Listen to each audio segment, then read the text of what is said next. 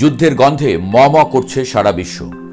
Venezuela থেকে Greenland, Iran থেকে পুরো ইউরোপ, এশিয়া, আফ্রিকা বা মহাসাগরের বুক, খুইয়ের মতো যেন ফুটছে সব। এমন সব ঘটনা ঘটছে চারপাশে। গত 2 বিশ্বযুদ্ধের আগেও এমন ভয়ঙ্কর সব ঘটনা ঘটেনি। অর্থাৎ তৃতীয় বিশ্বযুদ্ধ শুরুর সব লক্ষণ প্রকাশ পেয়ে গেছে এরই মধ্যে। বিশ্ব যেন বসে আছে চরম এক সর্বনাশের অপেক্ষায়।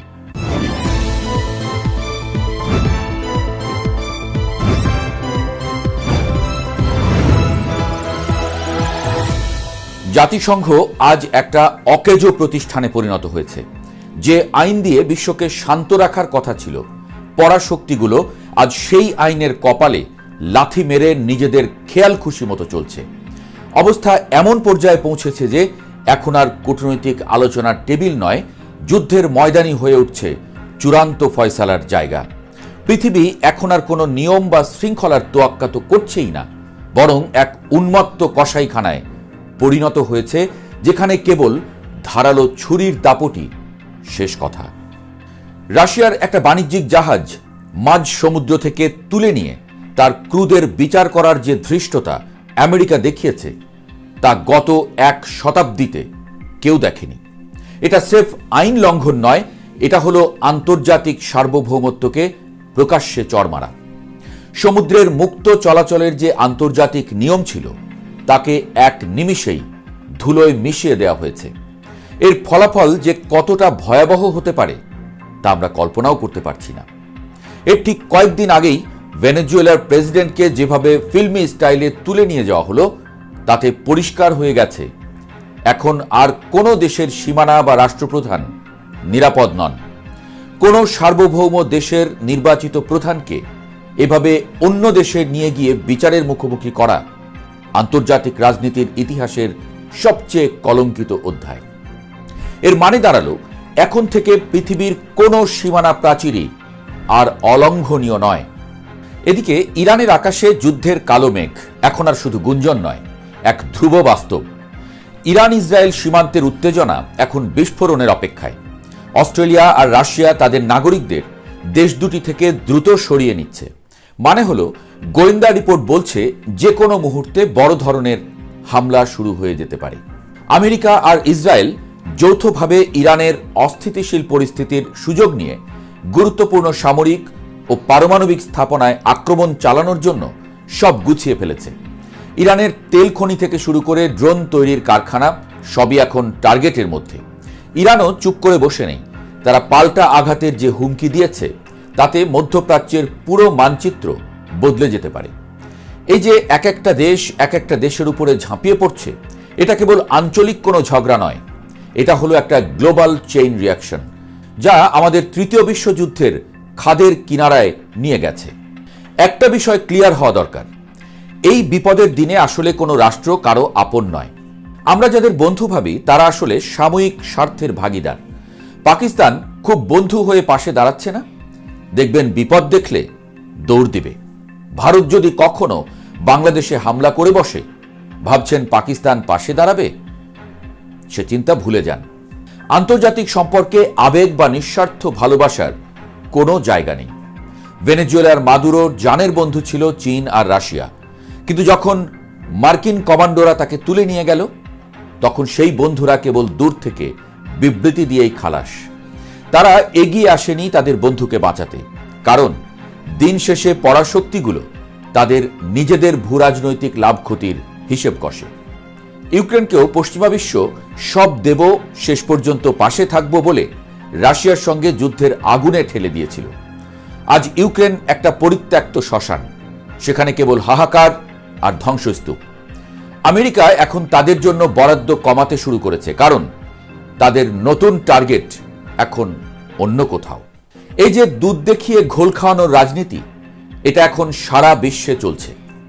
আজ আমেরিকা গ্রিনল্যান্ড দখলের নীল নকশা করছে, যা ইউরোপের শান্তিতে বড় এক ধাক্কা। আবার ভারতের মতো দীর্ঘদিনের পার্টনারের উপর 500% শুল্ক বসানোর হুমকি দিচ্ছে। এর মানে হলো, স্বার্থের প্রয়োজনে তারা নিজেদের ঘরের বন্ধুকেও পর করতে 1 সেকেন্ডও দ্বিধা করবে না। বিশ্ব রাজনীতির এই নতুন মোড় অত্যন্ত বিপজ্জনক। ভারত যখন রাশিয়ার থেকে তেল কেনার মতো স্বাধীন সিদ্ধান্ত নিতে চায়, তখনই তাদের উপরে খড়গ নেমে আসে। অর্থাৎ পরাশক্তিগুলোর কথা না শুনলে এখন আর শুধু অবরোধ নয়, সরাসরি অর্থনৈতিকভাবে পঙ্গু করে দেওয়ার চেষ্টা চলছে। এই জোরজার মুল্লুকতার নীতি যখন ডমিনেট করে, তখন ছোট এবং মাঝারি দেশগুলোর অবস্থা হয় তাসের ঘরের মতো। তো এই যখন পরিস্থিতি, বাংলাদেশের খবর কি? প্রশ্ন হলো, এই যে শকুনের থাবা চারিদিকে বিস্তৃত হচ্ছে, আমরা কি তার বাইরে? বাংলাদেশ কি বিদেশি কোনো অপশক্তির থাবা থেকে নিরাপদ? আমাদের কৌশলগত অবস্থান, আমাদের বঙ্গোপসাগর আর আমাদের ক্রমবর্ধমান অর্থনীতি আজ অনেকেরই ঈর্ষার কারণ। 18 কোটি মানুষের এই দেশটাকে যদি আজ আমরা সিনা টান দিয়ে চলার মতো যোগ্য না করি, তবে ইতিহাসের রাস্তা কুঁড়ে হারিয়ে যেতে সময় লাগবে না আমাদের। আমরা কি কোনো বড় শক্তির খেলার গুটি হতে চাই, নাকি নিজেদের ভাগ্য নিজেরা লিখতে চাই? প্রশ্ন সেখানে। বিচারহীনতার এই পৃথিবীতে বিচার চেয়ে সময় নষ্ট করা বোকামি। এখানে টিকে থাকতে হলে শক্তির বিকল্প নেই। ওসমান হাদি একটা কথা বলে গিয়েছিলেন, যা আজ আমাদের জন্য ধ্রুব সত্য বলে মনে হয়। প্রয়োজনে ঘাস খেয়ে হলেও অস্ত্র বানাও বাংলাদেশ। 2 বেলা পেট ভরে পোলাও মাংস খেয়েও যদি আপনার মাথার উপরে ছাদ না থাকে, বা আপনি যদি নিরাপদ না থাকেন, তবে সেই খাবারের কোনো মূল্য নেই। যুদ্ধের এই যুগে প্রস্তুতির অভাব মানেই হল নিশ্চিত দাসত্ব। সামরিক শক্তি বাড়ানো মানে শুধু ট্যাঙ্ক আর মিসাইল কেনা নয়, এটা হলো আপনার সক্ষমতার ঘোষণা।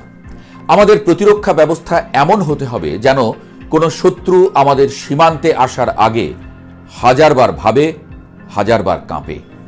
সিনা টান দিয়ে চলাটা বিলাসিতা নয়, এটা আমাদের বেঁচে থাকার অধিকার। আকাশ প্রতিরক্ষা ব্যবস্থা বা এন্টি মিসাইল সিস্টেম আজ আমাদের জন্য অত্যাবশ্যক। আমাদের প্রতিরক্ষা বাজেট নিয়ে যারা নাক সিটকায়, তারা আসলে জানে না যে দুর্বল থাকাই হলো শকুনকে দাওয়াত দেওয়া।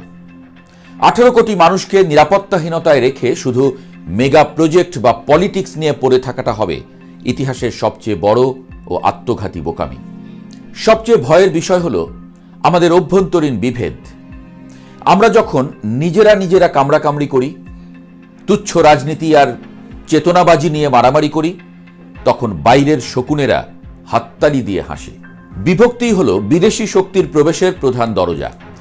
বিদেশি দালাল চক্র যারা দেশের ভেতরে বসে অন্যের এজেন্ডা বাস্তবায়ন করে, তাদের এখনই চিহ্নিত করে ঝেঁটিয়ে বিদায় করা উচিত। যুদ্ধের ময়দানে কোনো সস্তা আবেগ বা পাতানো বন্ধুত্ব আপনাকে রক্ষা করবে না। যখন মিসাইল আসবে, তখন আপনার রাজনৈতিক পরিচয় সেটি চিনবে না। রক্ষা করবে কেবল আপনার হাতের আধুনিক টেকনোলজি আর আপনার ইস্পাত কঠিন জাতীয় ঐক্য। তরুণ সমাজকে আধুনিক সামরিক প্রশিক্ষণের আওতায় এনে একটা বিশাল রিজার্ভ ফোর্স গড়ে তোলার কথা বলেন কেউ কেউ। অনেকে বলেন এটা সময়ের দাবি। দেশের প্রতিটি নাগরিককে এমনভাবে তৈরি করতে হবে যেন তারা দেশের সার্বভৌমত্ব রক্ষায় দ্বিতীয় বাহিনী হিসেবে কাজ করতে পারে। মনে রাখবেন, অন্যের থেকে অস্ত্র কিনে আপনি বড়জোর একটা লড়াই লড়তে পারবেন, কিন্তু দীর্ঘমেয়াদী যুদ্ধ জিততে হলে নিজেদের প্রযুক্তি নিজেদেরই উদ্ভাবন করতে হবে। কোটি কোটি টাকা খরচ করে বিদেশের উপর নির্ভরশীল হওয়া মানে হলো এক ধরনের পঙ্গুত্ব। আমাদের মেধা আছে, আমাদের লোকবল আছে, আমাদের সক্ষমতা আছে। সেই মেধাকে কাজে লাগিয়ে দেশীয় ডিফেন্স ইন্ডাস্ট্রি গড়ে তুলতে হবে। শক্তিশালী দেশ হতে হলে নিজস্ব হার্ডওয়্যার আর সফটওয়্যারের কোনো বিকল্প নেই। অন্যথায় আমাদের অর্থ কেবল বাইরের দেশের পকেট ভারী করবে, কিন্তু আসল বিপদের সময়ে তারা চাবি বন্ধ করে দেবে। পরিশেষে আমরা কারো 1 ইঞ্চি জমিও চাই না, কারো উপর দাদাগিরিও করতে চাই না, কিন্তু আমাদের 1 ইঞ্চি মাটিও যেন কোনো বিদেশি শকুনের লালসার শিকার না হয়, সেই সক্ষমতা অর্জন করতেই হবে। বিশ্ব রাজনীতির এই ভয়াবহ ঘূর্ণিবর্তে টিকে থাকতে হলে আমাদের দরকার ভারসাম্যপূর্ণ কূটনীতি এবং শক্তিশালী সামরিক ভিত্তি। পৃথিবীটা খুব দ্রুতই ব্লকে ব্লকে ভাগ হয়ে যাচ্ছে। এই ভাগাভাগির খেলায় আমরা যেন নিছক শিকার না হয়ে নিজেদের অবস্থান শক্ত করতে পারি, সেই প্রস্তুতি এখন নিতে হবে। নিজেরা শক্তিশালী না হলে বিশ্ব রাজনীতির কোনো টেবিলে আমাদের কথা কেউ শুনবে না। বাংলাদেশ যদি আজ সিনা টান দিয়ে দাঁড়াতে না পারে, তবে আগামীর পৃথিবী আমাদের কোনো ক্ষমা করবে না। সময় ফুরিয়ে আসছে, ঘড়ির কাঁটা দ্রুত ঘুরছে। এখনই সময় ঐক্যবদ্ধ হওয়ার, এখনই সময় নিজেদের দুর্গ গড়ে তোলার।